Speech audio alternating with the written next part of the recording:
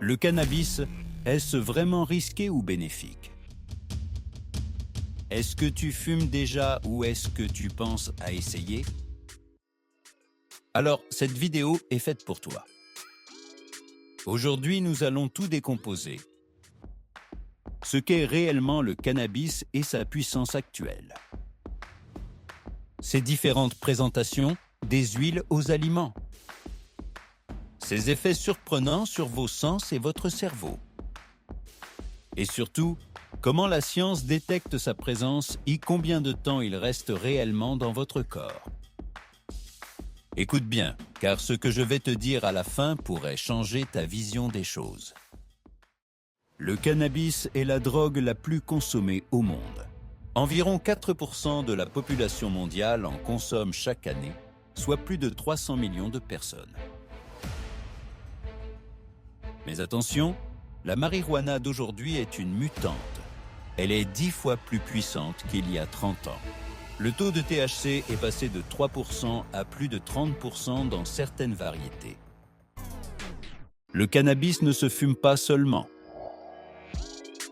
Il y a la combustion, la vaporisation, mais aussi les édibles, aliments, dont l'effet est lent à venir mais bien plus durable. Il existe aussi les huiles, les gouttes et même des crèmes. Il est fascinant de noter que le THC est liposoluble. Il se stocke dans vos graisses, ce qui explique pourquoi il reste détectable si longtemps. Pourquoi l'utilise-t-on? Parce que le THC pirate vos sens. La nourriture devient une explosion de saveurs car il stimule votre bulbe olfactif. Les relations sexuelles deviennent plus intenses et la musique semble vibrer dans votre corps. C'est parce que le THC vient écraser votre système endocannabinoïde naturel, celui qui gère normalement votre faim et votre douleur. Combien de temps le cannabis reste-t-il dans votre corps? La réponse courte est « ça dépend ». Votre corps est un archiviste biologique parfait et il ne garde pas l'information de la même manière partout. Aujourd'hui, nous allons découvrir les temps de détection, du plus court au plus permanent. D'abord, la salive, c'est la photo instantanée. Elle est utilisée pour les contrôles routiers car elle détecte la consommation très récente. Sa fenêtre est courte, de 6 à 12 heures environ. Pour les consommateurs réguliers, cela peut aller jusqu'à 48 heures. Un test positif ici signifie généralement que vous êtes sous influence en ce moment même. Deuxième, le sang. C'est le test de précision. Le THC adore la graisse et déteste le sang. Il quitte donc la circulation sanguine très rapidement pour se cacher dans vos tissus. On ne peut le détecter ici que pendant 1 à 2 jours. C'est une méthode surtout utilisée dans les hôpitaux ou les expertises judiciaires.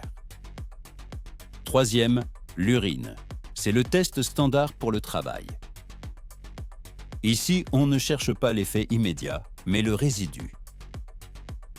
Pour un usage occasionnel, vous serez positif pendant 3 jours. Mais pour un consommateur quotidien, cela peut aller jusqu'à 30 jours. Attention, faire du sport intense juste avant le test peut libérer le THC stocké dans vos graisses et rendre le résultat encore plus marqué. Quatrième, les cheveux, la véritable boîte noire. Le THC reste emprisonné dans la kératine de vos cheveux au fur et à mesure qu'ils poussent. Comme les cheveux poussent d'1 centimètre par mois, une mèche de 3 cm raconte votre histoire des 3 derniers mois. Et attention, se raser la tête ne suffit pas. Les poils du corps poussent plus lentement et peuvent révéler une consommation datant d'il y a 6 mois. Enfin, les ongles, le niveau détective. C'est rare, mais les traces peuvent y rester de 3 à 6 mois. Le prix à payer est biologique.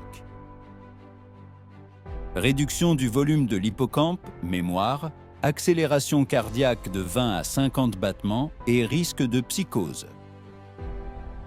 Pour 1 personne sur 10, la dépendance est physique. Si tu veux comprendre le monde avec des preuves, abonne-toi. Voici la phrase que je voulais que tu lises. Ton cerveau est le seul endroit où tu vivras toute ta vie. Ne laisse personne y entrer sans ton autorisation. Merci de suivre Savoir Simple.